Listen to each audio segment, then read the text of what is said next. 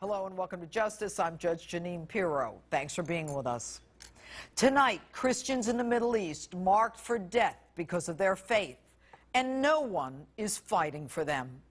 As Christians are slaughtered, churches torched, and families forced from their homeland, the mass murder of Christians is underway.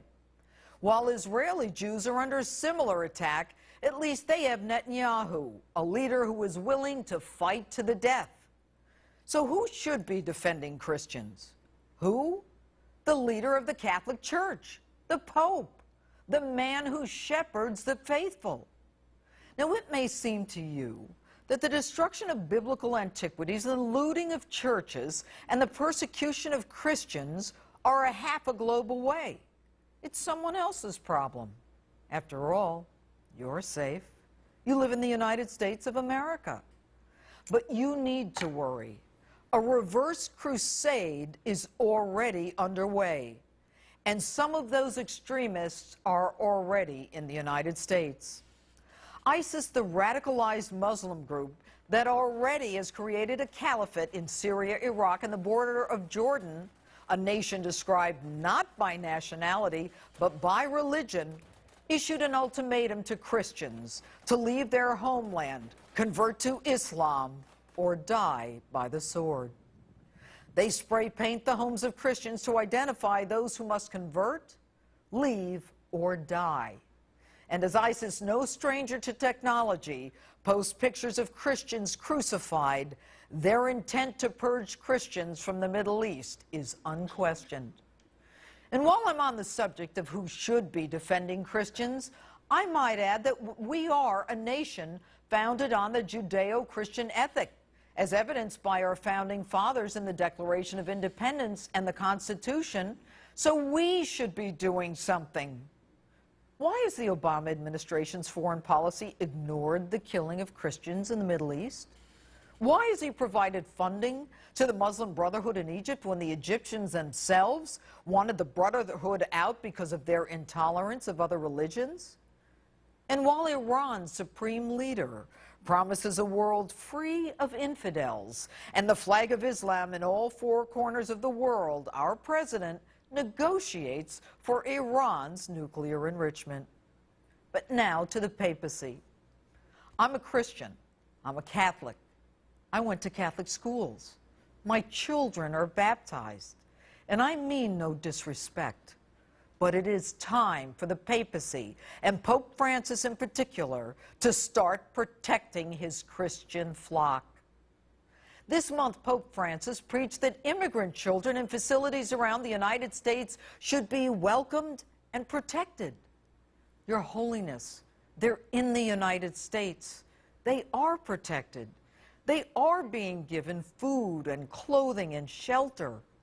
No children are being killed by the United States, but Christian children are being killed in the Middle East. And while we appreciate your prayer for those in the Middle East last week, it's just not enough. Everything about who we are, evidence of from whence we came as Christians, is being destroyed. They are taking crosses off churches and turning them into mosques with loudspeakers. Priceless relics are being destroyed or sold. And for the first time in 1,600 years, Mass will not be held in the ancient city of Mosul, Iraq.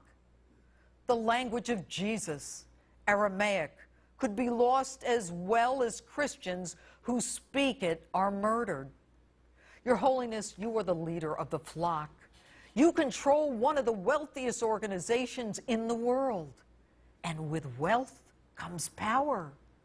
Your recent trips and your planned trips do not reflect the urgent concern necessary for Christians in Iraq and Syria and Egypt. Your pronouncements span the globe. They are repeated in hundreds of thousands of churches throughout the world to millions of parishioners. Every church in the world should be repeating a strong, urgent message from the papacy condemning this slaughter and calling for the world to stop the annihilation of the innocents instead of worrying about immigrant children already protected by America. as a brutal band of jihadists attempt to remove all evidence of Christianity and destroy biblical tombs like that of Jonah, you must act. Your Holiness, the papacy was silent during World War II. You cannot afford to let history repeat itself. And Your Holiness, the papacy also lagged behind the sex abuse scandal. I know. I drafted the first grand jury report detailing the movement of pedophile priests in the nation. It is time for the papacy to get out in front of this Christian massacre. You have incredible power. The Vatican is a country with ambassadors and a secret service. You can put political pressure on nations. You can provide sanctuary. You have resources for humanitarian aid. But most of all, you have the power of the pulpit.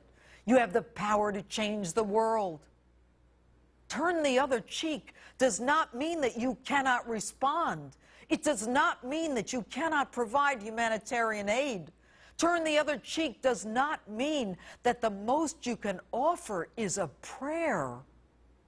It does not mean that you cannot go to Iraq and give those Christians who are marked for certain death, willing to die because of their belief in Jesus, some consolation before their inevitable end.